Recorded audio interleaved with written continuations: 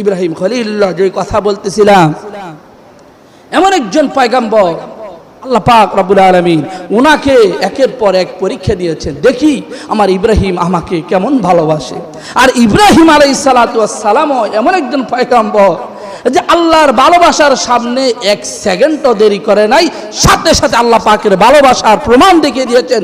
আল্লাহ সব আমার কাছে তুচ্ছ, তুমি আমার কাছে প্রিয়। বলেন সুবহানাল্লাহ। আহা, কত পরীক্ষা দিয়েছেন প্রিয় ভাইরা আমার। আরেকটা গুরুত্বপূর্ণ পরীক্ষার কথা শুনেন।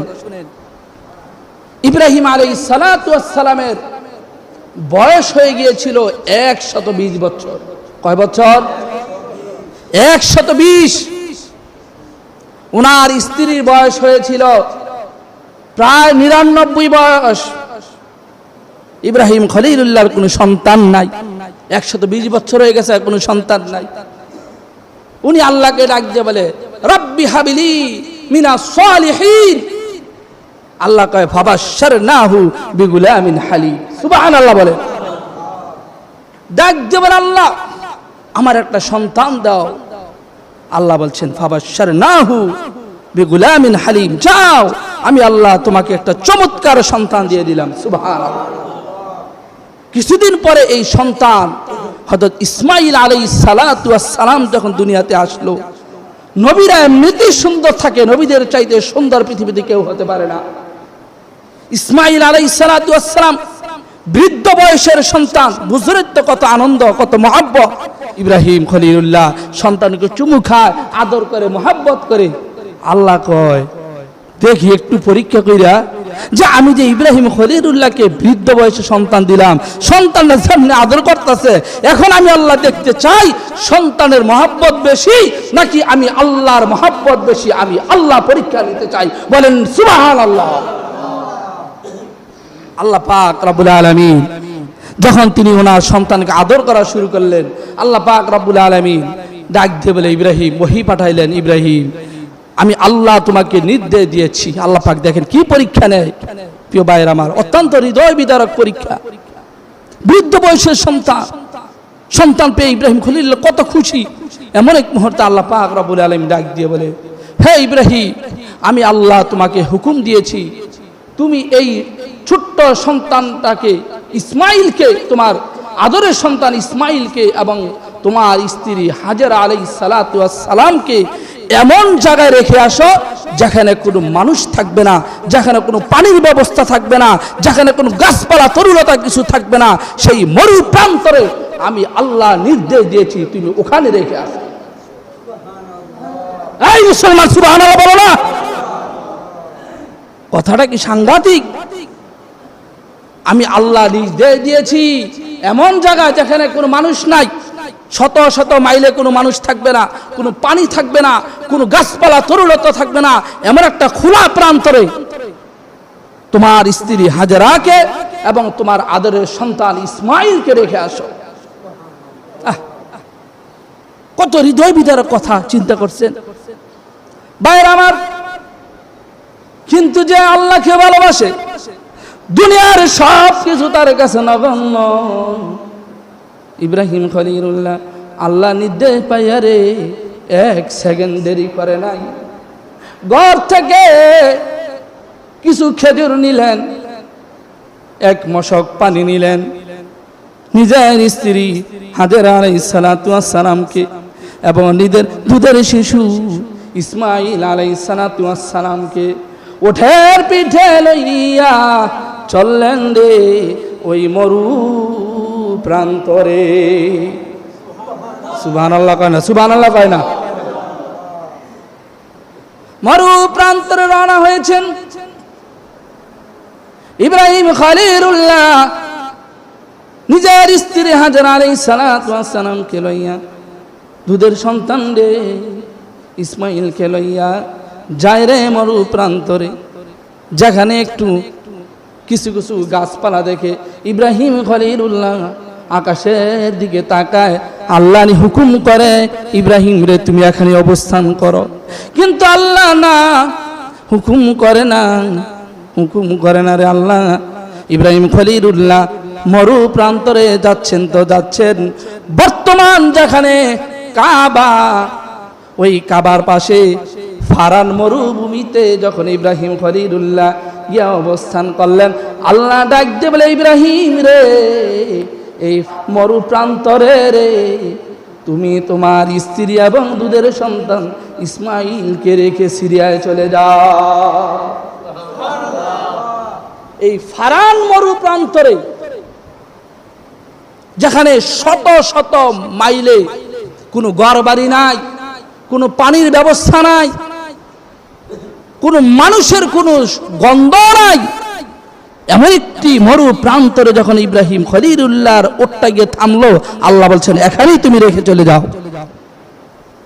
চিন্তা করে আল্লাহর পয়গম্বর ইব্রাহিম খলিলুল্লাহ রে, আল্লাহর হুকুম পাইয়া নিজের স্ত্রীকে ওট থেকে নামাই দিলেন, নিজের দুধের সন্তানকে নামাইয়া ওই মরু প্রান্তরে রেখে আবার সিরিয়ার দিকে রওনা হচ্ছেন ইব্রাহিম খলিলুল্লাহ। মা হাজেরা ডাক দিয়ে বলে, স্বামী, এই মরু প্রান্তরে যেখানে কোনো মানুষ নাই, যেখানে কোনো পানির ব্যবস্থা নাই, যেখানে কোনো ছায়া নাই, যেখানে মানুষের গন্ধ নাই, এই মরু প্রান্তরে আপনি আমাদেরকে কেন রেখে চলে যাচ্ছেন? কি ভুল করেছি? ইব্রাহিম খলিলুল্লাহ কথা বলে না, সামনের দিকে রওনা হয়েছেন, স্ত্রীর দিকেও তাকায় না, সন্তানের দিকেও তাকায় না, না জানি সন্তানের মায়ায় পড়ে আল্লাহ পাকের হুকুম পালন করতে কার্পণ্য হয়ে যায়। সন্তানের দিকে তাকায় না, স্ত্রীর দিকে তাকায় না। মা হাজেরা পিছন পিছনে যায়, স্বামী বলেন, কেন আপনি এই মরু প্রান্তরে কি অন্যায় করেছি? এ দুধের সন্তান আর আমারে কেন এই মরু প্রান্তরে আপনি রেখে চলে যাচ্ছেন? ইব্রাহিম খলিলুল্লাহ কথা বলে না, স্ত্রীর ব্যথা, সন্তানের ব্যথা বুকে চাপাইয়া সামনের দিকে সিরিয়ার অভিমুখে রওনা হলেন রে আল্লাহর পয়গম্বর ইব্রাহিম। কথা বলে না। এবার মুসলিম জাহানের মা হাজরা আলাইহিস সালাতু ওয়াস সালাম যখন দেখলে ইব্রাহিম খলিলুল্লাহ কোনো উত্তর দেয় না, এবার ডাক দিয়ে বলে, স্বামী হে, আপনি যদি উত্তর না দেন, একটা প্রশ্নের উত্তর দিয়ে যান, আপনি আমাদেরকে এখানে রেখে যাচ্ছেন, আপনি নিজের ইচ্ছায় রেখে যাচ্ছেন নাকি আল্লাহ পাকের হুকুমে রেখে যাচ্ছেন? আপনি কি নিজের ইচ্ছা রেখে যাচ্ছেন নাকি আল্লাহ পাক আপনাকে হুকুম করেছেন? আমাকে এই প্রশ্নের উত্তরটা দিয়ে যান। বাবা ইব্রাহিম আলাইহিস সালাতু ওয়াস সালাম ডাক দিয়ে বলে, স্বামী, স্ত্রী গো, আমি তোমাকে নিজের ইচ্ছা রেখে যাচ্ছি না, আমার আল্লাহ হুকুম করেছেন, আল্লাহর হুকুম পালন করার জন্য গো তোমার এই মরু প্রান্তরে রেখে যাচ্ছি। জোরে বলেন না সুবহানাল্লাহ। এই মরু প্রান্তরে একা একা আপনি চিন্তা করেন, শুধু শুনবেন না, শত শত মাইলে আশেপাশে কোনো ঘর বাড়ি নাই, কোনো পানির ব্যবস্থা নাই, কোনো লোকের কোনো মানুষের গন্ধ নাই, এমন একজন মহিলাকে এবং দুধের সন্তানকে রেখে যাচ্ছে। যখন মা হাজরা বলছেন, আপনি কি নিজের ইচ্ছা রেখে যাচ্ছেন নাকি আল্লাহ পাক আপনাকে হুকুম করেছেন? ইব্রাহিম খলিলুল্লাহ বলে, আমি আমার ইচ্ছা রেখে যাচ্ছি না, আমার আল্লাহ হুকুম করেছেন, বিদায় তোমাকে রেখে যাচ্ছে। আর মুসলিম জাহানের মা আমাদের আম্মা জান কি উত্তরটা দিচ্ছে জানেন? এই উত্তরটা শোনার পরে জোরে সুবহানাল্লাহ বলবেন। মা হাজরা ডাক দিয়ে বলে, স্বামী হে, আল্লাহ যদি আপনাকে হুকুম করে থাকে মরু প্রান্তরে আমাদেরকে রেখে দেওয়ার জন্য, আমি এমন আল্লাহর প্রতি ঈমান আনি নাই যে আল্লাহ এই মরু প্রান্তরের ভিতরে আমাদেরকে খাওয়াইতে না পারবেন, পড়াইতে না পারবেন, আমাদেরকে নিরাপদে না রাখতে পারবেন, এমন আল্লাহর প্রতি আমি হাজেরা ঈমান আনি না। জোরে বলেন না সুবহানাল্লাহ। বিপদ থেকে মুক্তি দেওয়ার মালিক কে? রোগ থেকে মুক্তি দেওয়ার মালিক কে? জামালা, যেখানে জামেলা আছে জামেলা থেকে উদ্ধার করার মালিক কে? তুমি পারো করতে মোচন অভাব দুঃখী লোকে, তুমি পরম মুক্তিদাতা মালিকে জগতে, তোমার কাছে চাই যে পানা, তোমার কাছে চাইলে পানা আসবে যে সুদিন, তোমার দয়ায় পূর্ণ আমার সারা নিশিদিন। জোরে জোরে বলেন কথা ঠিক কিনা? আমরা যখন বিপদে পড়ি, বিপদ থেকে কে আমাদেরকে উদ্ধার করেন? সবাই মনে জানেন না কে আমাদের উদ্ধার করেন? আল্লাহর নাম বলতে সমস্যা আছে? কে আমাদেরকে উদ্ধার করেন? রোগ থেকে কে আমাদেরকে উদ্ধার করেন? আমরা যখন ঝামেলায় পড়ি, ফেসে পড়ি, কে আমাদেরকে ওখান থেকে উদ্ধার করেন? সে আল্লাহ কি মা হাজরাকে এই মরু প্রান্তরের ভিতরে খাওয়াইতে পারবেন না, পড়াইতে পারবেন না? আল্লাহ পাক কি মা হাজরাকে নিরাপদে রাখতে পারবেন না? পারবেন না? অবশ্যই পারবেন। সে আল্লাহ পাকের ক্ষমতা আছে, তিনি চাইলেই তিনি যা চান তাই হয়ে যায়। যিনি যাকে ভালো রাখতে চান তিনি ভালো থাকেন, যিনি তাকে ক্ষতির মধ্যে ফেলতে চান তিনি ক্ষতির মধ্যে পড়েন। কথা বলেন ঠিক কিনা? প্রিয় ভাইরা আমার, মুসলিম জাহানের মা হাজরা আলাইহিস সালাতু ওয়াস সালাম ডাক দিয়ে বলে, স্বামী হে, আপনি যদি আল্লাহর হুকুমে আমাদেরকে এখানে রেখে যাচ্ছেন, তাহলে আমি ওই আল্লাহর প্রতি ঈমান আনি নাই যে আল্লাহ আমাকে এই মরু প্রান্তরের ভিতরে না খাওয়াইতে পারবেন, না পড়াইতে পারবেন, আমাকে সুস্থ রাখতে না পারবেন, এমন আল্লাহর প্রতি আমি ঈমান আনি নাই। যান, আপনি চলে যান। বলেন সুবহানাল্লাহ। তো জিকির করেন লা ইলাহা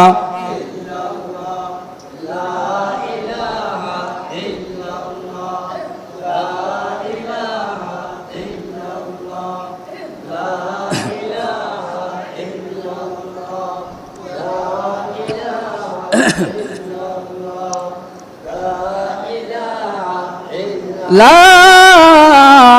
ইলাহা ইল্লাল্লাহু মুহাম্মাদুর রাসূলুল্লাহ সাল্লাল্লাহু আলাইহি সাল্লাম।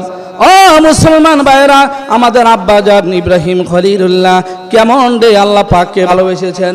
আমাদের মা হাজরা আলাইহিস সালাতু ওয়াস সালাম আল্লাহর প্রতি কত ভরসা ছিল।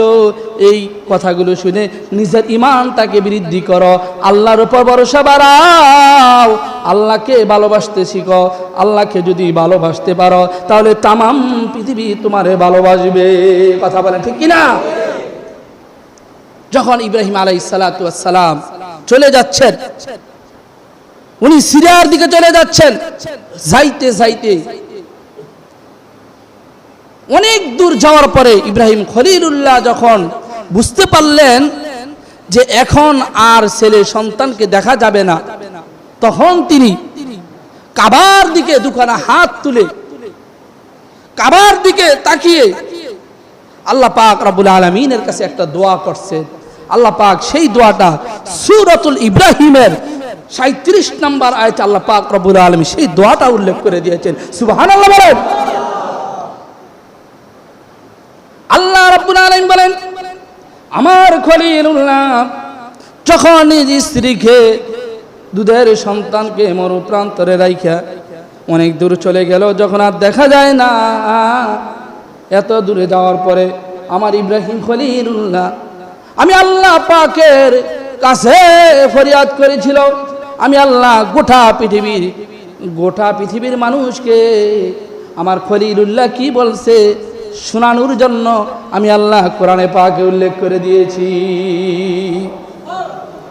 আল্লাহ রাব্বুল আলামিন বলেন, রব্বানা ইন্নী আসকানতু মিন যুররিয়াতি বিওয়াদিন গায়রি জি যারইন ইনদা বাইতিকাল মুহাররম রব্বানা লিয়ুকিমুস সালাতা ফাজআল আফইদাতাম মিনান নাসি তাহবি ইলাইহিম ওয়ারযুকহুম মিনাস সামারাতি লাআল্লাহুম ইয়াশকুরুন।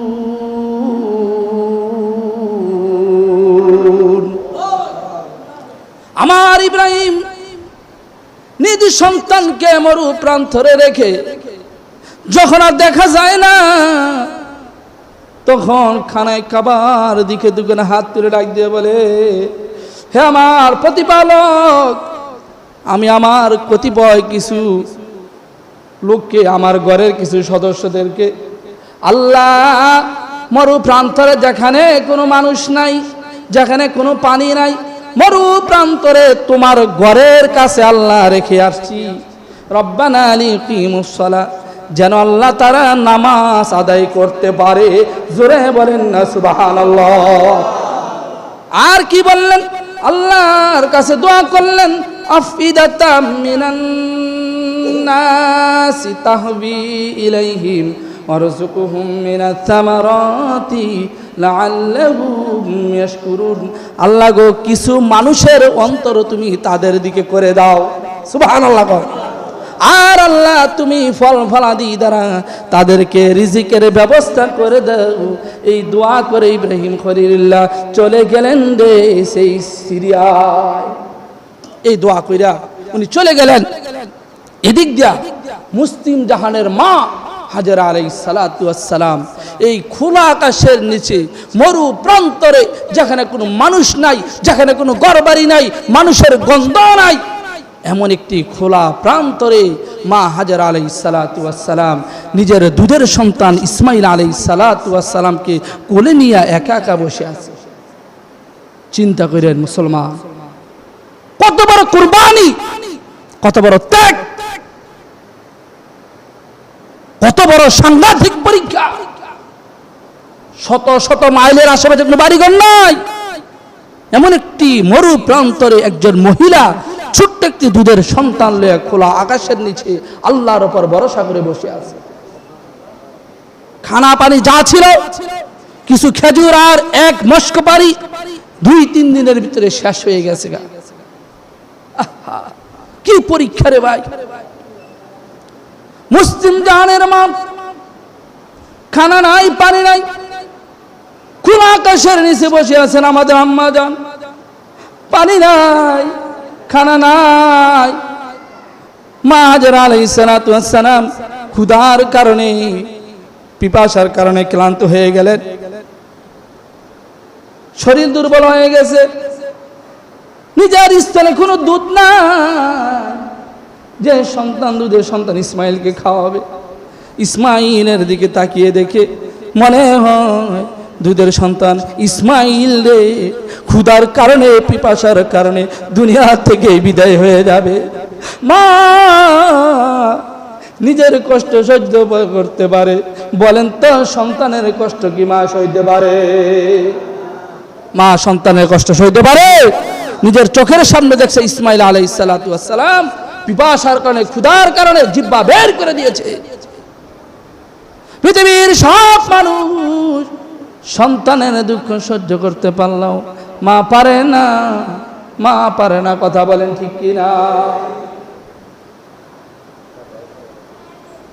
মা যার বেঁচে নাই তার মাতা দুঃখী নাই, খালা ফুফু মায়ের মতো না। মা গো, জান্নাতের চাবি আমার মা, মা গো, জান্নাতের চাবি আমার মা। কথা বলেন ঠিক কিনা? বাইরে আমার, বন্ধুরা আমার, মা হাজেরা আলাইহিস সালাতু ওয়াস সালাম এই দুধের সন্তানকে লয়ে বসে আছেন, পানির ব্যবস্থা নাই। সন্তানের দিকে তাকাইয়া দেখে মনে হয় সন্তান দুনিয়ার থেকে বিদায় হয়ে যাবে। মা হাজেরা আলাইহিস সালাতু ওয়াস সালামের নজর পড়ে গেল সাফা পাহাড়ের দিকে। সাফা পাহাড়ে পাথরের উপর রৌদ্র পড়ে চিকচিক করতেছে। মা হাজেরা আলাইহিস সালাতু ওয়াস সালাম মনে করছেন এটাই বুঝে পানি। তিনি একটা দৌড় মারলেন সাফা পাহাড়ে, গিয়ে দেখে পানি নাই, পানি নাই। মা হাজেরা আলাইহিস সালাতু ওয়াস সালাম নৈরাশ হয়ে ফিরে আসলেন সন্তানের কাছে। না জানি আবার সন্তানকে খেয়ে ফেলে আবার একটা দৌড় মারলেন সন্তানের কাছে। আবার নজর পড়ে গেল সেই মারওয়া পাহাড়ের দিকে। মা হাজেরা আবার মারওয়া পাহাড়ের দিকে দৌড় মারলেন পানির জন্য, পানির জন্য। কিন্তু মারোয়া পাহাড়ে গিয়ে দেখে কোনো পানি নাই। মা আবার চলে আসলেন সন্তানের কাছে। এইভাবে একবার নয়, দুইবার নয়, সাতবার, একবার মারোয়া পাহাড়ে, একবার সাফা পাহাড়ে দৌড়াতে শুরু করলেন পানির জন্য। আমার আল্লাহ ডাক দিল, দুনিয়ার মানুষ, আমি আল্লাহ আমার বান্দির এই কাজটাকে এমনভাবে কবুল করে নিয়েছি, যদি তোমরা হজে যাও, রে হাজি সাহেবেরা, যতক্ষণ পর্যন্ত আমার এই বান্দির অনুকরণার্থে যদি 7 বার তুমি আমার এই বান্দির মতো দৌড়াদৌড়ি না করো রে, আমি আল্লাহ তোমার হজ কবুল করব না। জোরে বলেন না সুবহানাল্লাহ। الصفا والمروة من شعائر الله। আল্লাহ পাক রব্বুল আলামিন সাফা মারওয়া পাহাড়কে দৌড়াদৌড়ি করা হাজিদের জন্য ফরজ করে দিয়েছেন, ওয়াজিব করে দিয়েছেন। সুবহানাল্লাহ।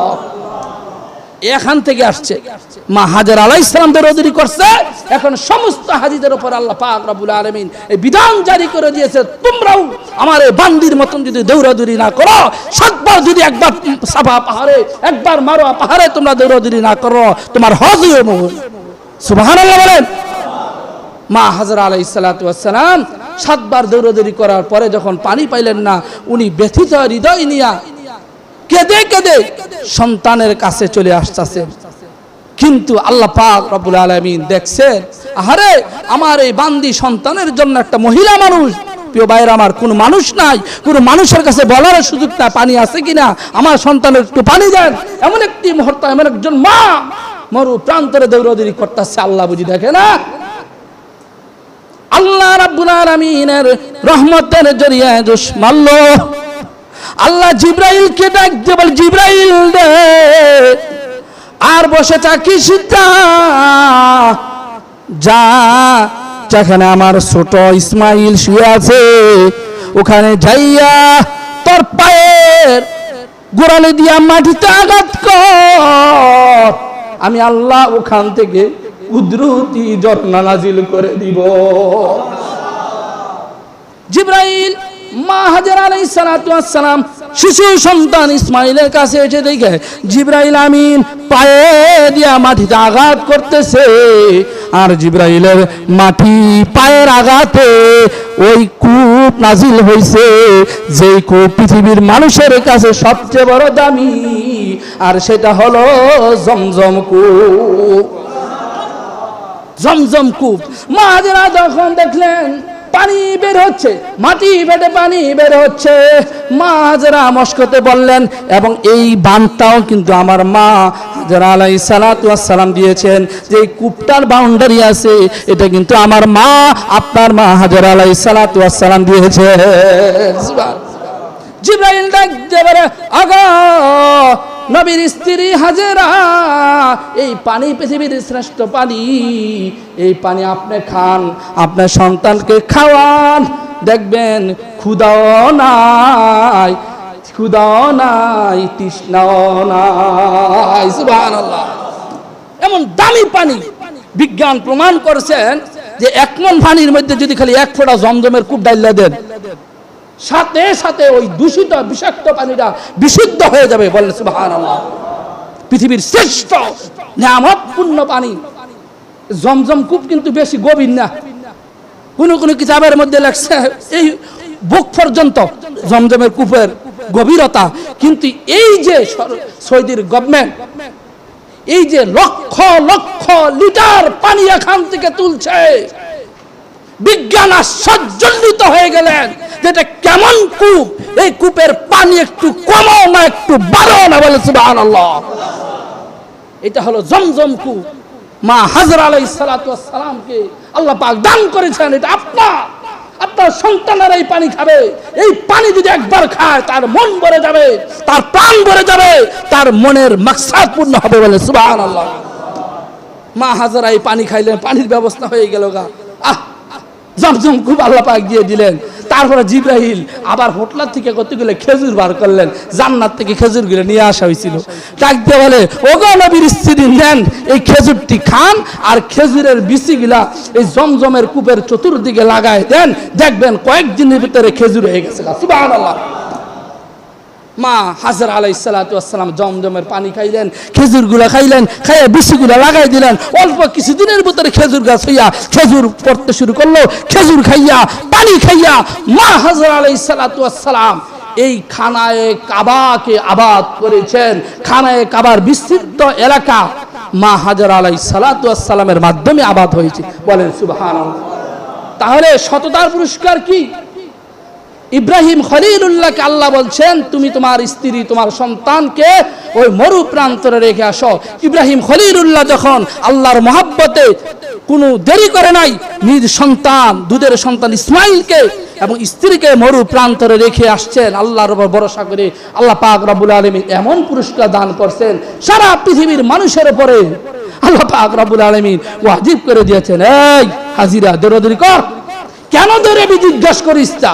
আমার বান্দি দৌড়াদৌড়ি করছে, তোর দৌড়াদৌড়ি করতে হবে, না হলে আমি আল্লাহ তোর হজ কবুল করব না। সুবহানাল্লাহ। এমন পানি আল্লাহ দান করছেন, এই পানি খাবি, মন ভরে যাবে, প্রাণ ভরে যাবে।